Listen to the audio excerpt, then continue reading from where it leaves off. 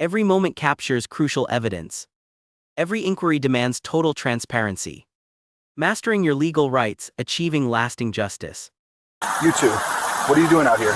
We're sitting, enjoying the afternoon. We had a call. Like you don't come to this part of the park just to sit? We have every right to be here. This is a public park. I didn't ask you. And I'll tell you where you have rights when I'm done. Is there a problem, officer? Yeah, there's a... Deputy Cole Ritter had done this 100 times before.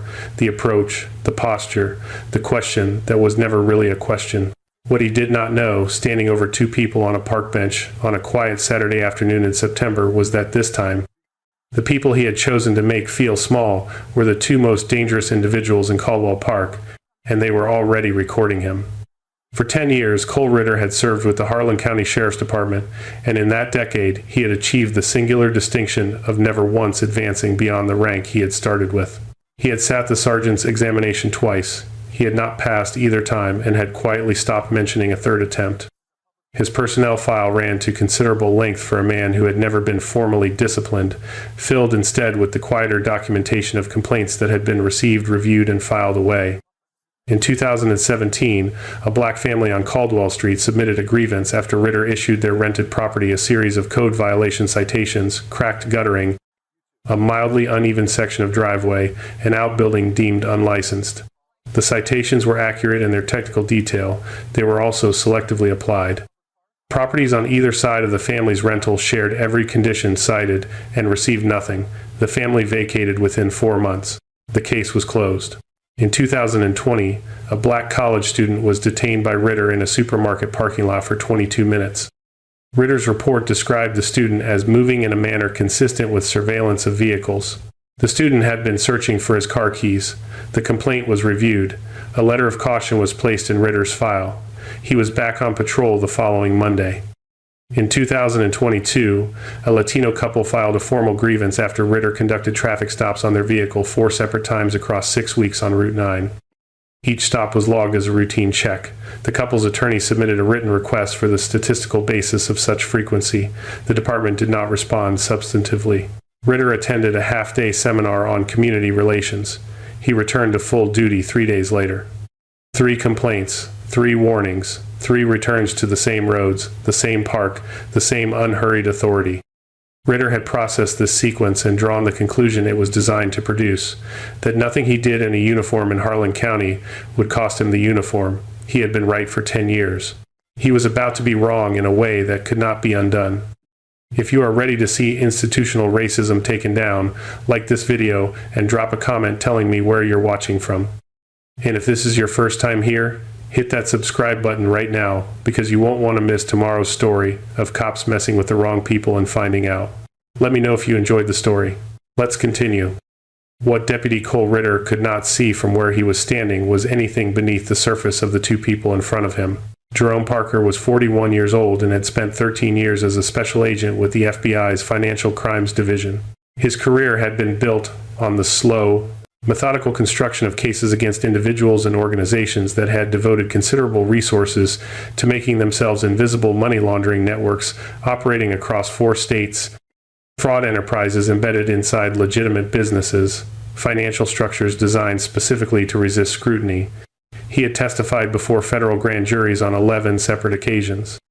He had spent portions of his working life in rooms with men who had genuine reasons to be dangerous, and he had learned, across those 13 years, to remain completely still in the presence of pressure. It was not composure he performed, it was composure he had built incrementally out of necessity. Beside him sat Diane Parker, 38, a senior special agent in the FBI's Civil Rights Division. She had overseen the successful federal prosecution of 4 serving law enforcement officers in the past 3 years alone, officers who had believed, as Ritter believed, that their badge was sufficient insulation against consequence. She knew what was happening to them in Caldwell Park the way a surgeon knows what they are looking at on a scan. She had its name, its legal classification, its evidentiary requirements, and a precise understanding of what it would eventually cost the county responsible for it. She had begun documenting it before Ritter reached the bench. They had left their home in Bridgeport 90 minutes earlier that morning. Jerome had visited Caldwell Park as a boy, coming with his grandfather who had lived 4 blocks from the east entrance for 30 years. It had been Diane's suggestion to return. They had been seated for 50 minutes, talking, reading, watching the fountain, when Diane's posture changed a slight shift, a realignment that Jerome had learned to read across 8 years of marriage without requiring an explanation. 4 words: quiet, level, entirely without alarm. They had company. Her phone was recording before Ritter's shadow reached them. Ritter moved into the accusation gradually, the way he always did, building a structure from the vague toward the specific. He told them the call described 2 individuals matching their description who had been observed watching the houses on the street bordering the park's north boundary. Jerome told him evenly that they had not been near that street. Ritter said the caller described something different. He paused after saying it, and then added with a flatness that made the statement worse for how little it cost him to say it, that looking at them, he could understand why someone had called. The words landed with the weight of everything behind them.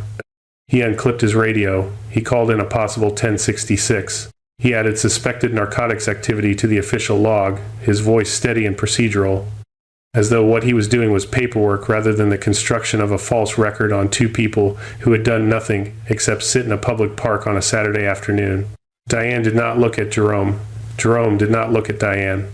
They kept their hands visible and their faces still, and they allowed Deputy Cole Ritter to keep speaking, because every word he produced was being captured in full, and every word was precisely what they needed. The second patrol vehicle was audible before it was visible, the sound of tires on the lot's gravel surface arriving ahead of the car itself. Deputy Aaron Briggs was 29 years old, 3 years with Harlan County, and he stepped out of his vehicle reading the scene with the particular attention of someone who had answered enough of these calls to know within seconds whether the situation in front of him matched the call that had brought him there. It did not match. He saw a black couple seated on a bench, hands open and visible, posture relaxed. Expressions composed in the specific, deliberate way of people who are choosing to be composed, not people who have nothing to be composed about. He saw Ritter standing over them in a stance. Briggs recognized the forward lean, the hand resting near the belt, the performance of authority looking for a reason to become something more. Briggs had worked 4 shifts with Ritter. He had watched this pattern from the passenger seat and the adjacent cruiser and the far side of a parking lot, and he had not once said anything about it to anyone. That silence was about to be documented alongside everything else. He approached, greeted Ritter, asked what they had. Ritter gave him the summary. 2 individuals, suspicious activity, possible narcotics, a connection he was developing to the Caldwell Street break-ins. Briggs looked at Jerome and Diane once more, their stillness, their visible hands, the quality of attention they were paying to everything happening around them. Nothing Ritter had described was present in anything Briggs could observe. He asked one question. He kept his voice level and professional. He asked whether they had committed a crime. Ritter did not answer him.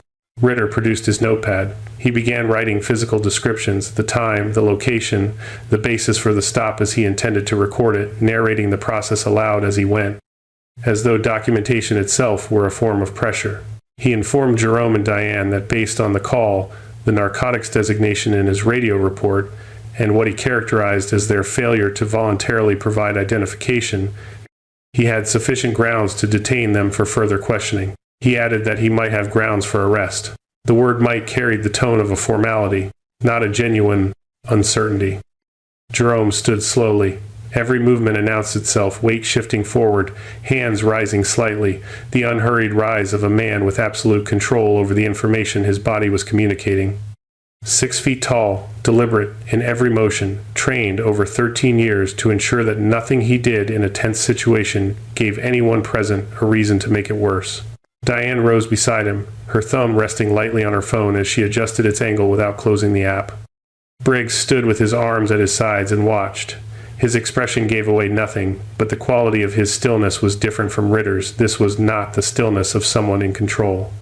This was the stillness of someone who understood they were watching something go badly wrong and had not yet found the mechanism to stop it. He would describe this moment later, in his official written statement, as the point at which he had recognized the situation as one requiring intervention. He had not intervened.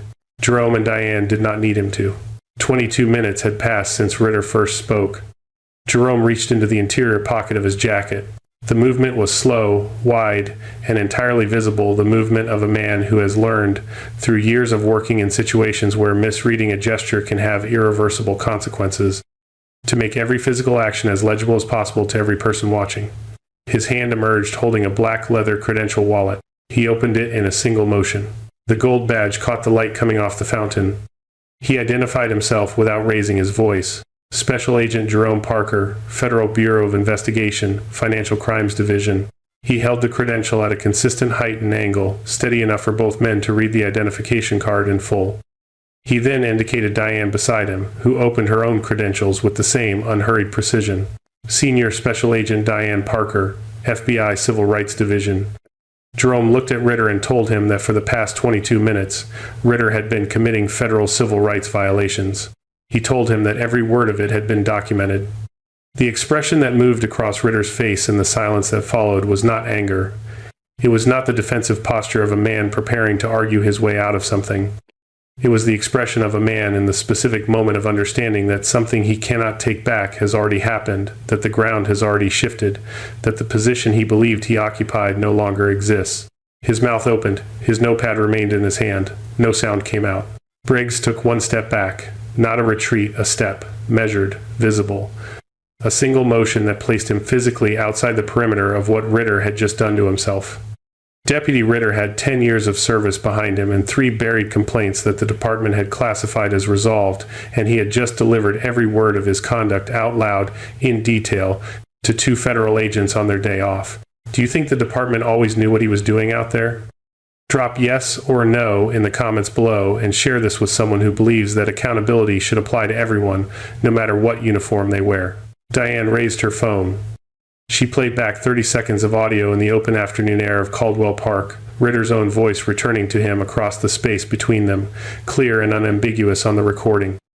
The accusation about casing properties, the narcotics designation entered into the official record without supporting evidence.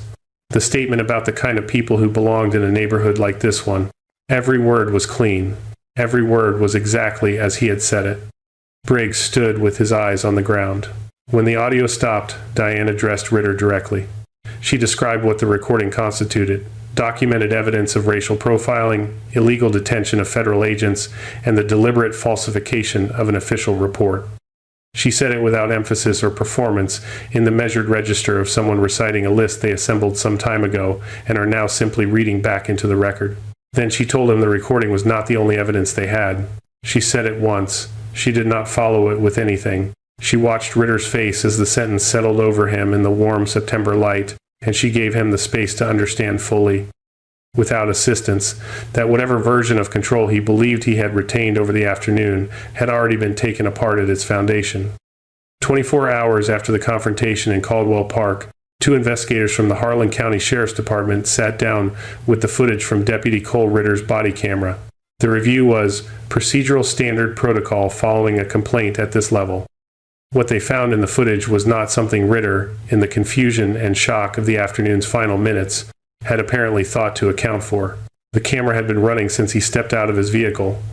It had recorded the approach, his angle across the park, the way his shoulders set as the bench came into view, the hand that moved to his belt before he had said a single word to either of them.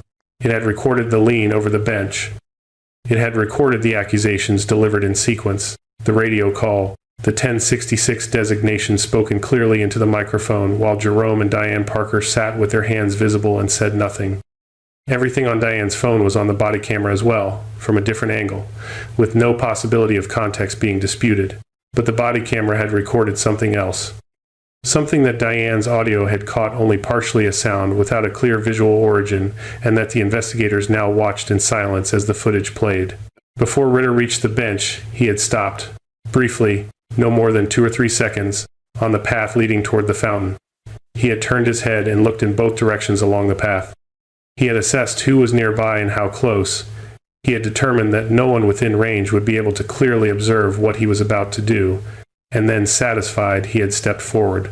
He had checked, he had decided the coast was clear, and then he had proceeded. It was not an impulsive act carried out without reflection. It was a choice made with awareness of risk, with an assessment of exposure, and with the deliberate conclusion that the exposure was low enough to continue. The body camera his department had issued him had recorded the moment he made that decision.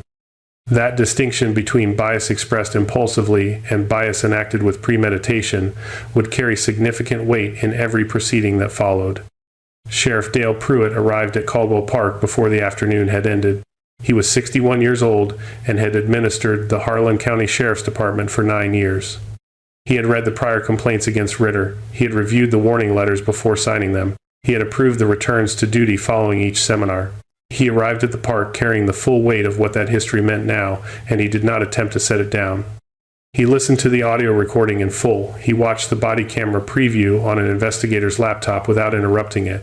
When both had finished, he turned to Ritter and issued an instruction: badge and weapon, immediately. Ritter was suspended without pay pending a full internal affairs investigation, effective at that moment in that park beside the fountain where he had chosen to make his stand. Ritter handed over the badge without speaking. Within 72 hours, the FBI's Civil Rights Division had opened a formal federal investigation into the incident. Within 2 weeks, the scope of that investigation had expanded well beyond the afternoon of the confrontation. Investigators pulled Ritter's complete service record. The 3 prior complaints the department had classified as resolved were re-examined alongside archived files from cases that had never formally been designated as complaints at all. What had been 3 became 7. Former complainants who had been told their grievances were closed were contacted, interviewed, and asked to provide fresh statements. A black family from Caldwell Street, a college student, a couple from Route 9, people who had carried what Ritter had done to them home in silence, because silence had seemed like the only available response. Their statements were taken. Their experiences entered the record for the first time. At the end of the 3rd week, the Harlan County Sheriff's Department terminated Deputy Cole Ritter. The letter cited racial discrimination, illegal detention, the falsification of official reports, and multiple violations of department conduct policy. His appeal was reviewed and denied. The appeal decision was 2 pages long. He did not return to duty. Sheriff Pruitt released a public statement. It addressed the department's commitment to accountability, community standards, and procedural reform. It did not name Ritter once.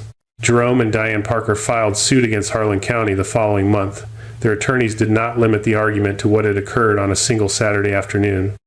They argued that the county bore direct and substantial liability for the entire decade that preceded it, for every warning letter that substituted for meaningful consequence, for every seminar that stood in place of accountability, for every reinstatement that communicated to Ritter that the floor beneath him was solid.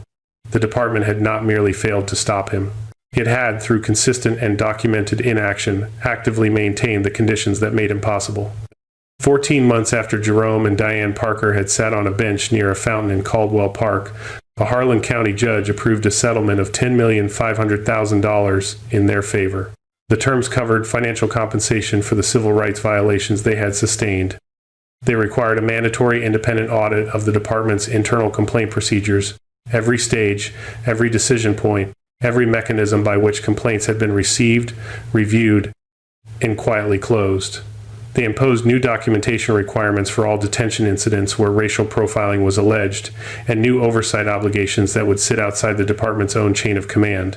But the Parkers had insisted on something the settlement's dollar figure could not contain and could not replace: a public apology, written in full, delivered in person, at a podium, in a public proceeding, by Sheriff Dale Pruitt, and entered, word for word, into the official record of Harlan County.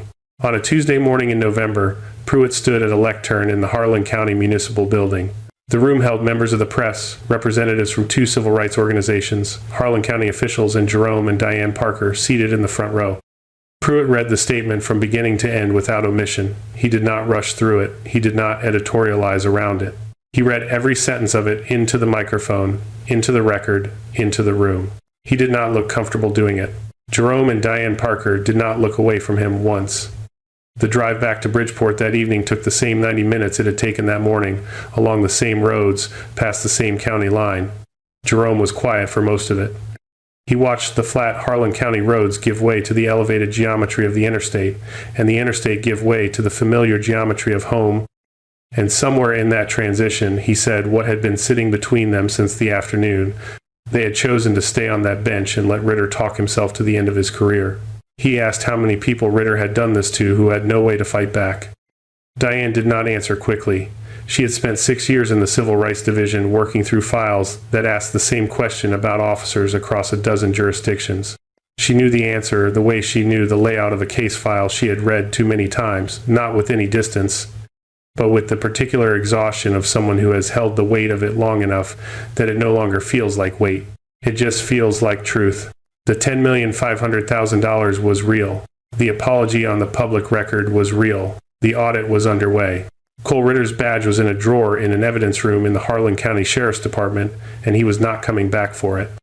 But the black family on Caldwell Street had moved years ago, and the college student had spent 22 minutes in a parking lot with his hands where a stranger could see them, and the couple on Route 9 had been pulled over 4 times on the same road because someone in a uniform had decided they required monitoring, and those people had not had gold badges in their jacket pockets. They had had nothing except the experience and the long drive home, and the silence that follows when you understand that the institution responsible for your safety has decided your complaint is not worth more than a letter in a file. The settlement would not reach them. The apology was not addressed to them. The audit might slowly, incrementally, without guarantee, make the next version of Ritter slightly more difficult to sustain. Slightly, without guarantee. The fight was not over. It was simply, for the first time in Harlan County, better documented than it had been before. If you like this video, make sure to hit that like button, subscribe, and turn on the notification bell so you don't miss the next story. Share this video with someone who would appreciate it, and let's keep building this community together. And before you go, drop a comment below. I'd love to hear your thoughts on what stood out to you the most. Until next time, stay safe, stay curious, and I'll see you in the next. Seeking truth is a collective journey, and factual knowledge is your armor. Thank you for viewing and supporting global accountability.